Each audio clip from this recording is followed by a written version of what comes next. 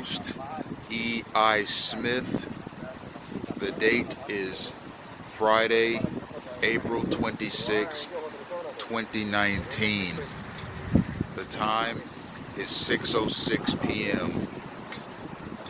I am at Harryberry Park, and I'm about to make my way to the concert area at Margaritaville. We're going to get some gang stalking caught on camera today. I'm also going to talk about gang stalking in general and its many aspects. We're going to document synchronized space crowding and other obstructive gang stalking practices that will be carried out against my person. Let's go.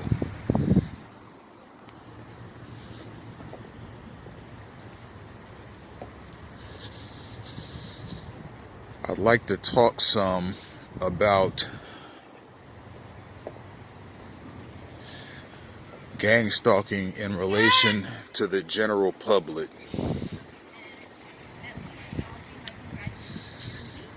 Whenever American law enforcement is accused or exposed of engaging in corruption,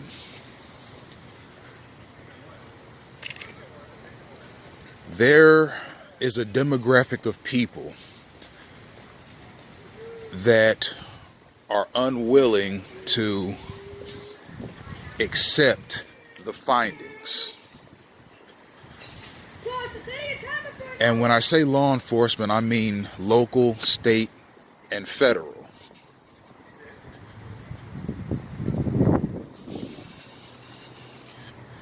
There's a demographic of people in the United States that stand behind law enforcement regardless of if they do something corrupt or evil.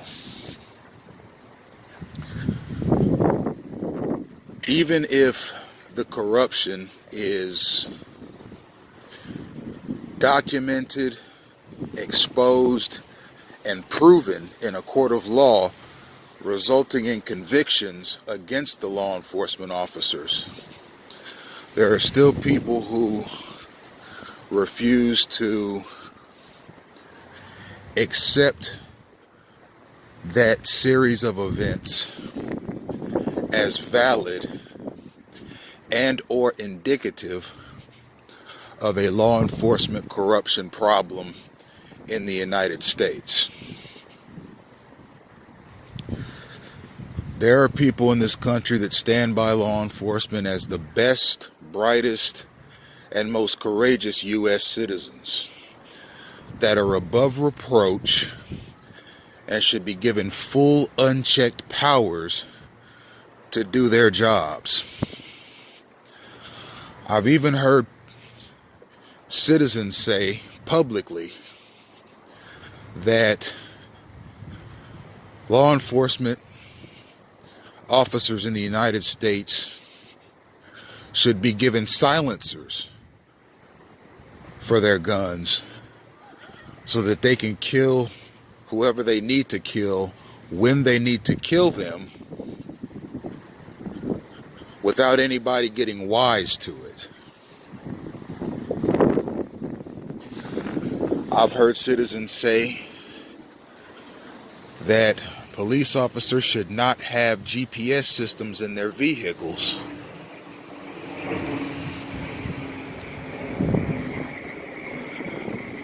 And that they should be able to go wherever they want, whenever they want, and do whatever they want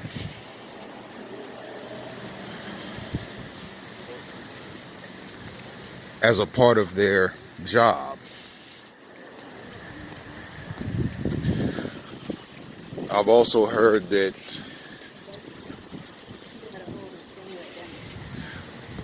and heard myself that there are citizens in this country that believe that police officers should not be subjected to the same courts of law that private citizens are subjected to. So for example, if a police officer assaults, rapes, robs, or kills somebody, they should go before a special policeman's court that takes their job into special consideration. Me, I believe these views are counterproductive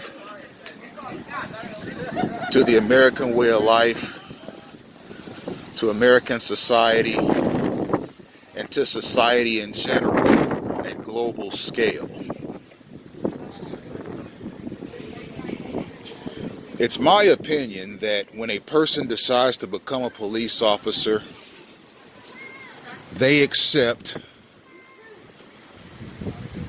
the good, the bad, and the ugly of the job when they're sworn into office, when they're sworn into their office as police officers.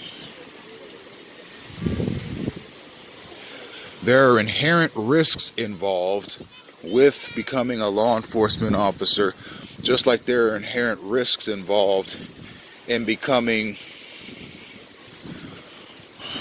a Marine,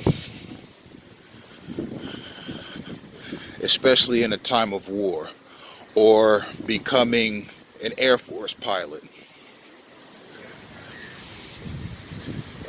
You see, if you become a Marine in a time of war, there's a chance you'll get dispatched to a war zone and you'll have to fight for your life on behalf of the United States.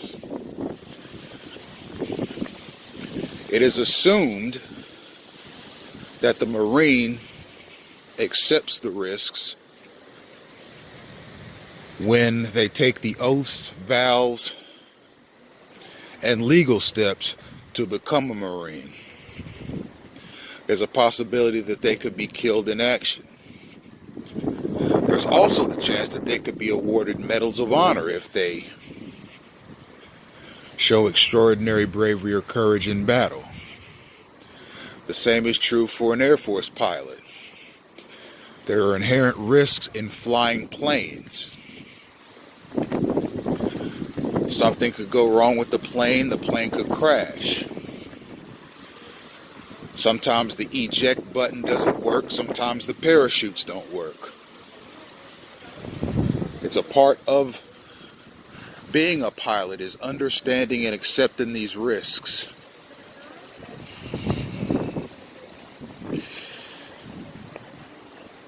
Now, I use those two examples in relation to the inherent risks of becoming a police officer.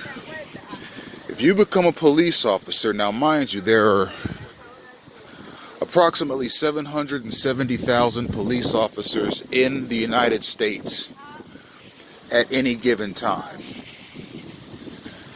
That's 770,000 officers in a sea of 311 million American citizens.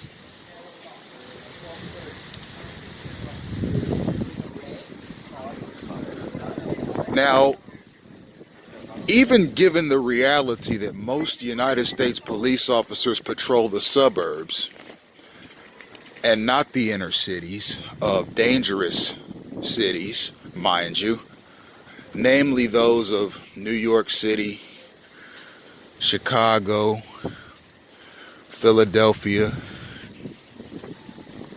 Atlanta, Memphis, Miami, Houston, LA, and various other high crime California cities like Oakland. Most police officers do not patrol these kinds of suburbs when they're doing their jobs. Most police officers patrol relatively safe suburbs and are very safe in their jobs, which provide good pay, great benefits, and generous retirement pensions. Furthermore, it's safe to say that the vast majority of American citizens hold police officers in special regard and appreciate what they do, because as first responders, if an urgent emergency takes place and someone is being attacked or assaulted or harmed, or if there's a burglary or a murder or an attempted murder or some other immediately threatening scenario involving one person or a group of people to another person or a group of people, all a person has to do is locate a phone and dial 911 and tell the dispatcher their immediate location, and in a fairly short amount of time there will be officers on the scene ready to remedy the problem and secure the victims while apprehending the offenders and the perpetrators, ready to neutralize them if need be and get them charged with a crime if the scenario lends itself to that circumstance. Furthermore, if there's a fire, people have access to the 911 mechanism, and firemen will be on the scene ready to put the fire out. If someone's having a deadly heart attack, or if there's some other physical medical emergency, a person can call 911 and call the paramedics, and there'll be trained EMS staff on the scene in a relatively short period of time. These mechanisms, combined with the natural uncertainty of life, no one's guaranteed another day, and the inherent frailty of the human body, law enforcement, firefighters, and EMS workers are held in a high regard by most U.S. citizens. Now, that's not to say that a sizable number of American citizens have not had bad experiences with the above-named public servants, because many United States citizens, including myself, have had bad experiences with the above-named public servants and hold them in a low regard.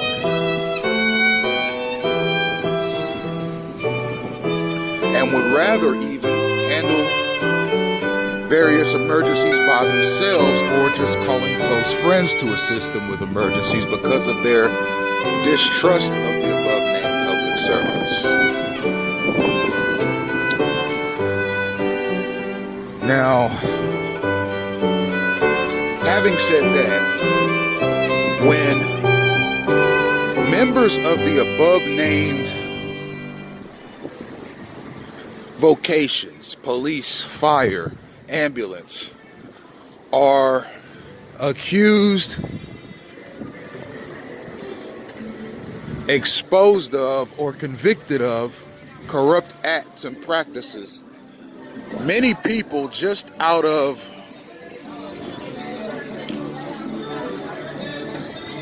love for these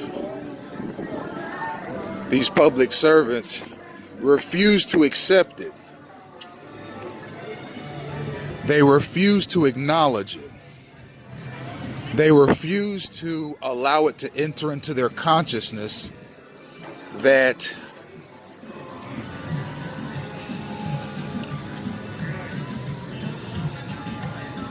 there are corrupt public servants. And I'm not just talking politicians. People are readily ready to accuse politicians of being corrupt but almost never seem ready to accuse police, fire, and ambulance workers of being corrupt. And it's not just police, fire, and ambulance. There are people that hold security guards in the same respect and with the same regard as police, fire, and ambulance. There are people that hold bounty hunters and bail bonds enforcers and corrections officers in the same regard as police, fire, and ambulance workers. I upload news stories to Twitter via Senate and House, which is my website on Twitter, where I upload news stories and provide political commentary on various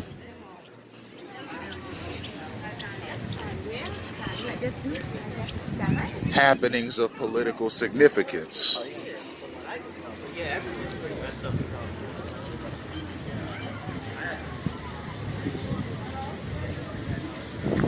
And time again, I see story after story after story of police misconduct. And I read these articles. Every article I upload, I read first. And I see some of the stuff that goes on. I've experienced police corruption and the covering up of evidence and the withholding of evidence and the lies that police officers tell.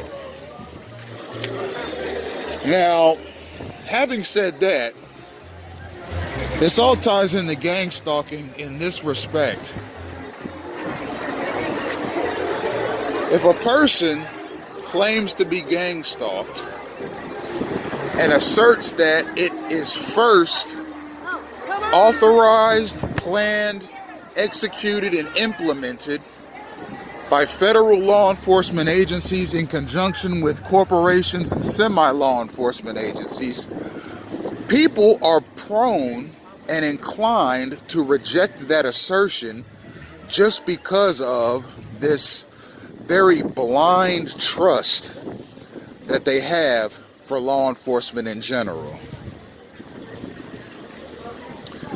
I am not a person to blindly trust anybody. I like to vet all of my sources.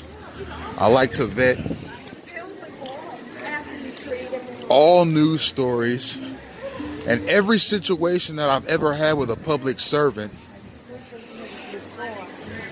that I found to be suspicious or corrupt, I've weighed the entire scenario in its entirety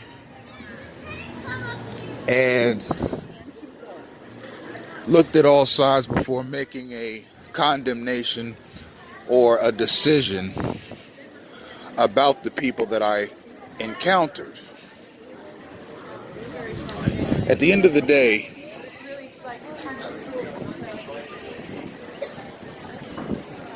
my opinion is this: all police, fire, and EMS workers are beholden to the taxpayer that pays their salary. All politicians are beholden to the taxpayer that pays their salary. All military officers are beholden to the taxpayers that pay their salary.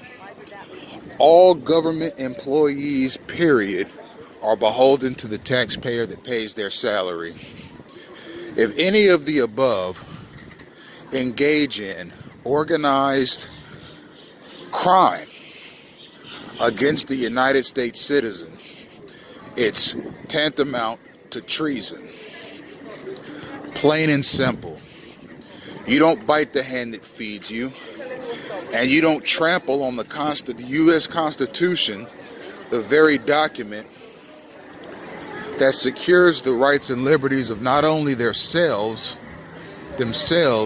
but the rights and liberties of all U.S. citizens.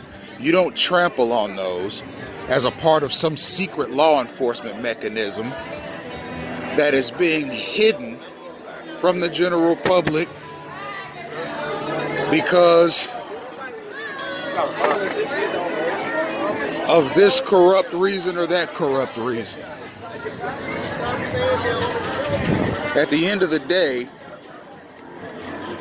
if there are covert law enforcement mechanisms that result in a person being constantly obstructed, harassed, intimidated, and disrupted, it's not only a civil rights violation, it's not only a violation of the U.S. Constitution, but it's a human rights violation. And if I were any high law enforcement agency, I would be ashamed of the legacies of COINTELPRO, which was an FBI program, and MK Ultra, which was a CIA program, to the degree that I would never allow such programs or similar programs to even exist. I wouldn't even be a part of it. If I were a legislator, I'd be so ashamed at the legacy of those programs and what they did to United States citizens that I would never engage in anything similar. And I'd make sure that nothing similar ever happened in this country again.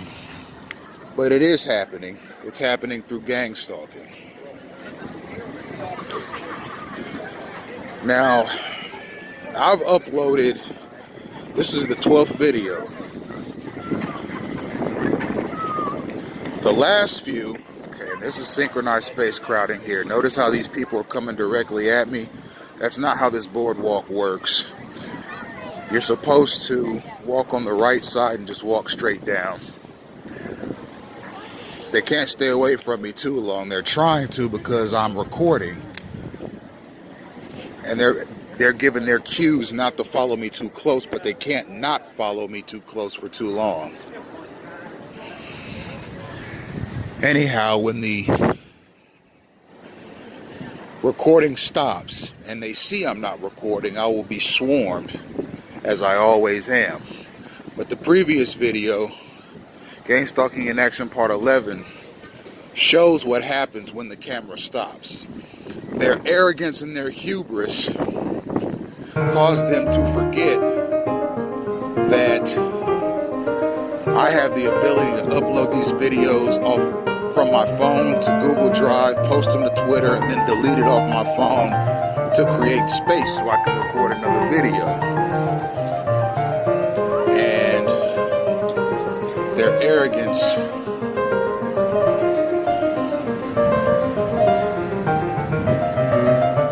stopped them from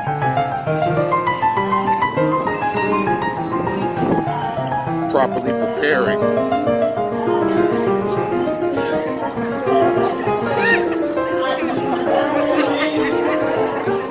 So anyhow, I picked up the phone and started recording again, and they started stalking, and I caught them. I'm going to catch them next time too.